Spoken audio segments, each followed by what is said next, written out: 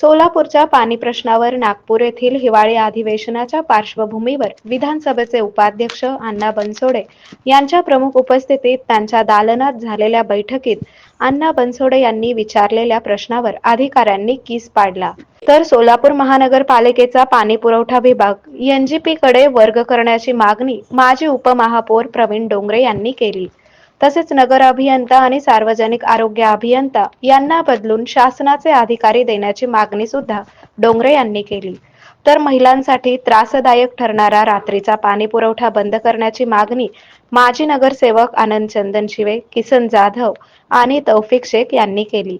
यावेळी रात्रीचा पाणी पुरवठा बंद न करता त्याची वेळ कमी करण्याचा शब्द सार्वजनिक आरोग्य अभियंता व्यंकटेश चौबे यांनी दिला.